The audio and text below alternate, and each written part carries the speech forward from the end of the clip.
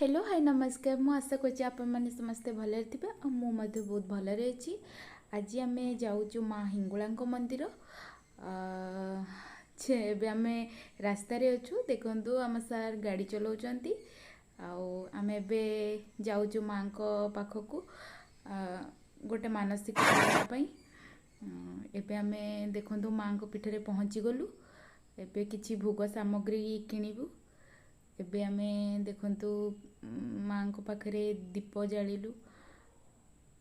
बहुत खुशी लगुची। आपण माने जदि केही भी आसीथिबे माँ हिंगुळांको पीठ मयूरभंज रे ताले निहाती कमेंट माध्यम रे जणेबे। बहुत बढ़िया जगह आपण थरे आसंतु बुलिक जानतु देखिबे माँ को करुणा बहुत।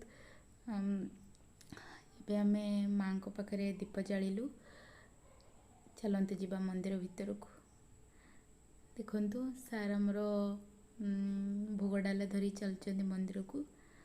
देखंतु कितनी सुंदर मंदिर। आपण माने जदि केबे आसीचंती ताले निहाती मते कमेंट माध्यम रे जणेबे कितनी सुंदर लगुची मंदिर रे। देखंतु कितनी गहली अछि कितनी आज एक्चुअली रे आज मंगलवार मांकर मंगलवार रे बहुत भीड़ लागे आउ सेथि लागि बहुत भीड़ अछि। माँ को दर्शन पाइबा पई समस्त व्याकुल होई ठिया हिचंती।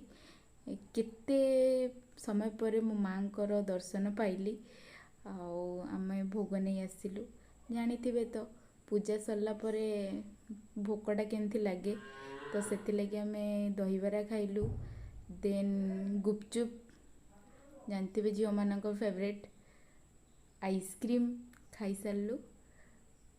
एबे आमे घर को फेरिबु। रहिली जय जगन्नाथ। पुणी देखा हबा एक नेक्स्ट ब्लॉग रे। रहुची जय जगन्नाथ। माँ आशा करछि आपण माने समस्त भलरे थिबे। रहिली जय जगन्नाथ।